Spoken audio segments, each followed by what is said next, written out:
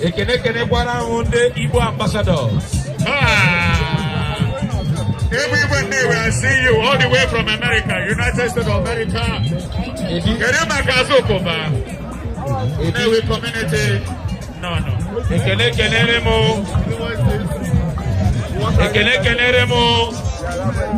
Igbo ambassadors.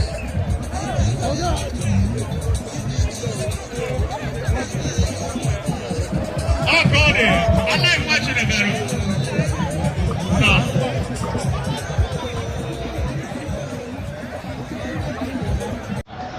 Because I want to tell my money. Because I'm a no.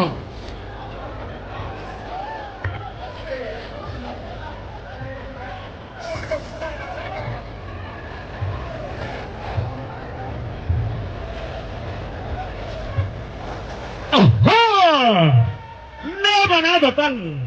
Okay, then I'm done.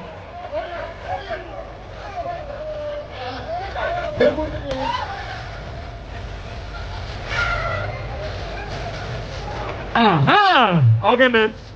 That's all.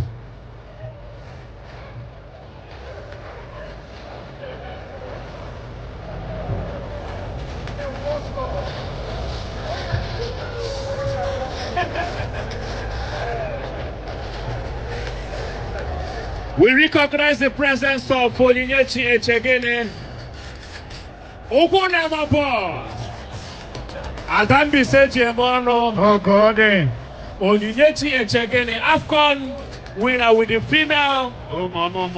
Football of Nigeria. Onyinyechi, you're highly welcome. We want to see you in Scotland very soon for the female tournament.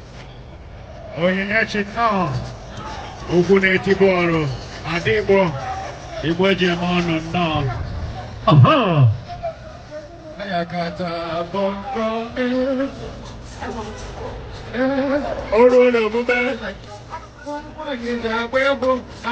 Umunochi Welfare Association, United Kingdom and Ireland. Umunochi. I don't know. Umunochi, Abia State. The only state in the Holy Bible. Umunochi. Ofanade. Anama Hota the High Chief. That's your prayer. Ochendo. Ngonuku Kingdom. The Royal Prince. Engineer Ndi Smart Okam. In Sultan of Outbridge. That's the Igbo, United Kingdom. All High Chiefs. John Umalo. Oriano Umanunamo. Okay, hey! Ordinary and medical Nutori about. Hey! Easy. Omono Chena Kano, Nagas of one Madoko, Egas of one Madoko. Away, can't touch it. The weapon away. Samana Uunga. The Padaba will be Kono. Awunga. Security, please come to the music booth because they're going to security, we have been stampeded here.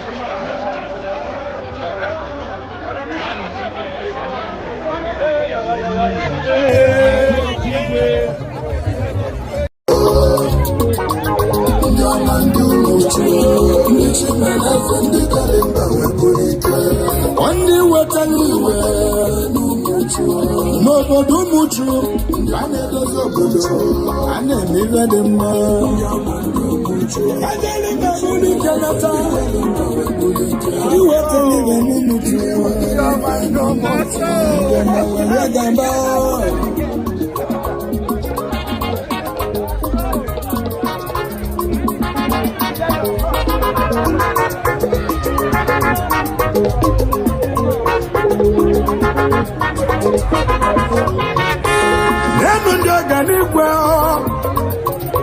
Enunda mama, ndi wetani venu mutu, ndi atumeja na wala dene no wabalia, nyamani mutu. Yes sir. Ndi abueme, Jokwara business ya. Ndewe bundu muchu. Because nwata furu efu ọ bụ na nwa gị na-efu kere aha ya nwata bara isi oyi nika green nwata gafere ụzọ biko bịa na KDMC community.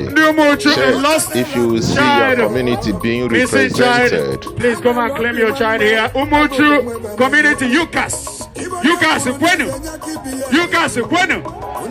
I see you, Osemena. Odogwe Sumesu. The Sumesu people. I see you. No. Umuchu Dalono. Because God bless you. Obuni nefu because Jesu ebendo bodunu no. Ofoye na jume ebondo hafe no. No nefu. Because ndo hafe bia korunu wando no. IFAC subirilo.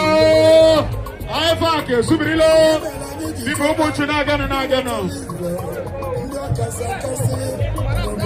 Akparekwala ndị ọha bịa anyị.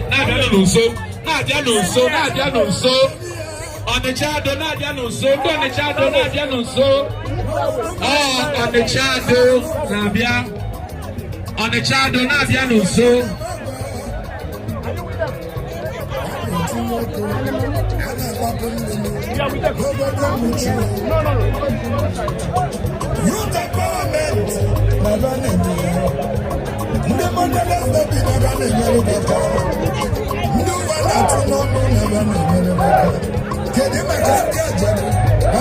Onye ọhafịa furu efu.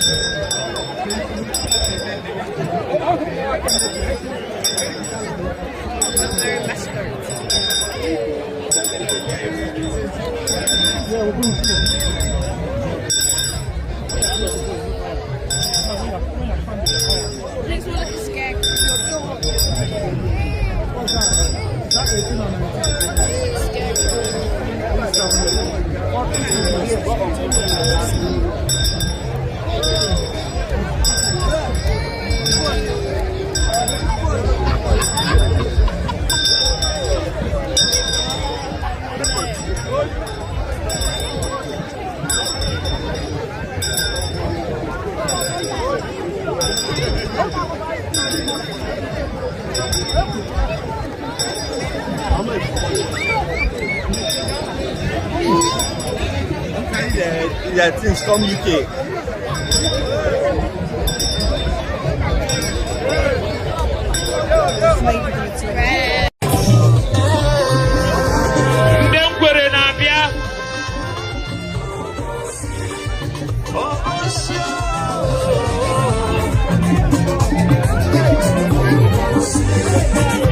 Yes, sir.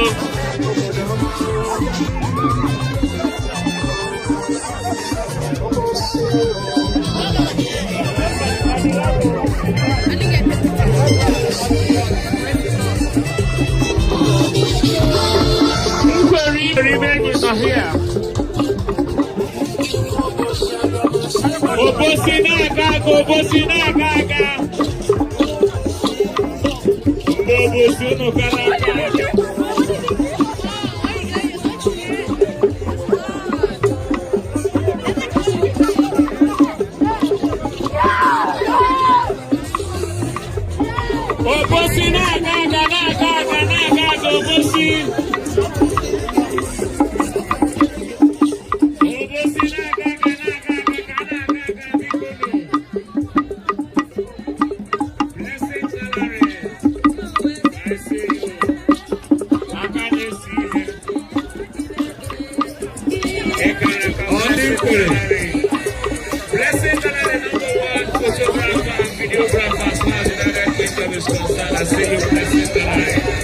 Live at IFAC 2026.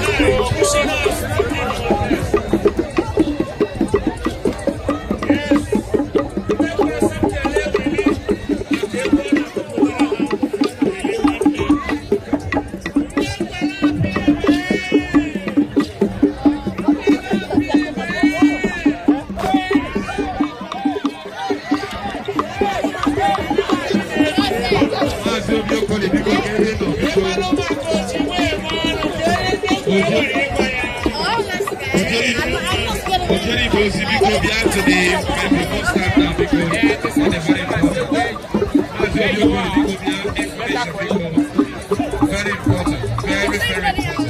Very, very important. No.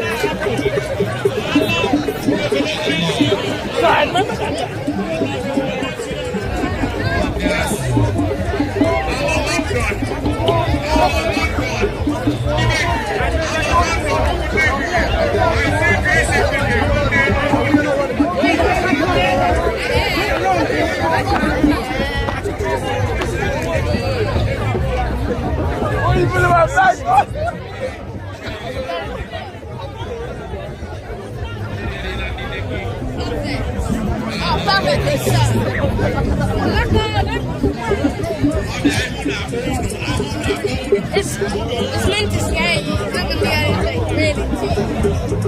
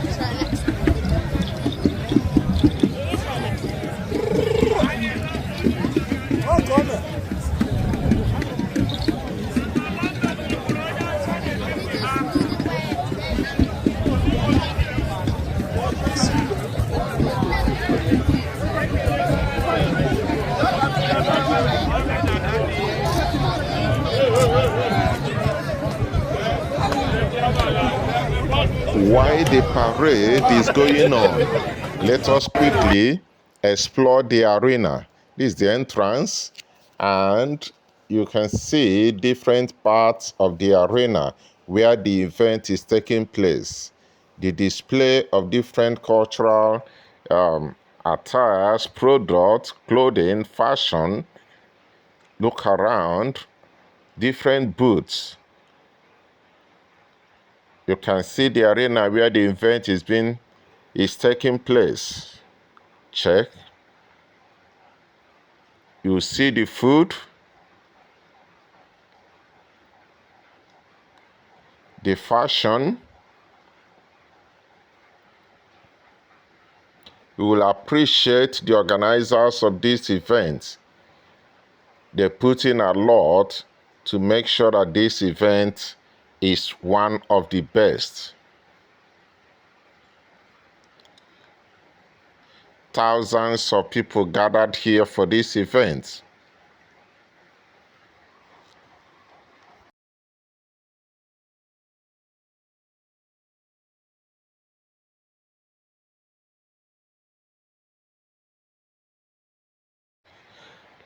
Let's get back to the main event to see what is going on.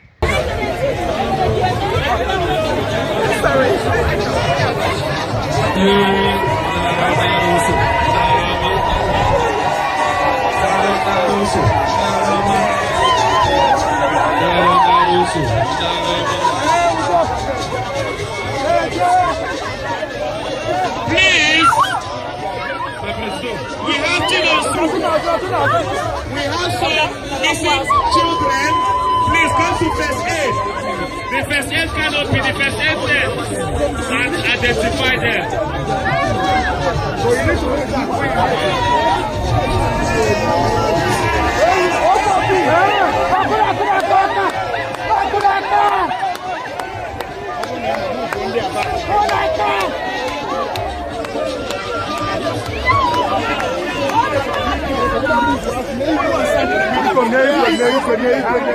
Everybody behind this thing. That's why you need to push back. Move back. Come back. Yes, I see you. My Archbishop, IFAC. I see you.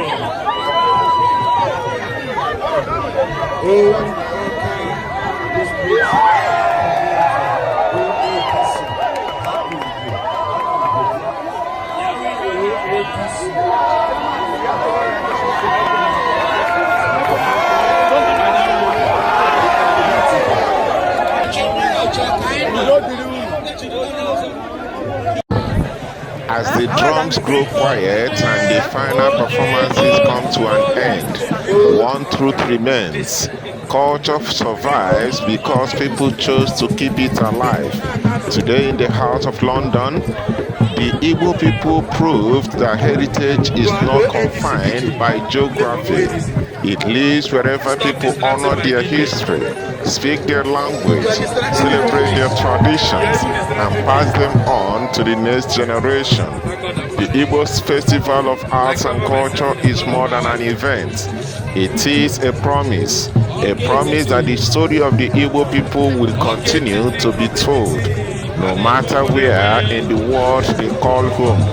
Now, we want to hear from you. Was your state, hometown, village, or community represented at this year's festival?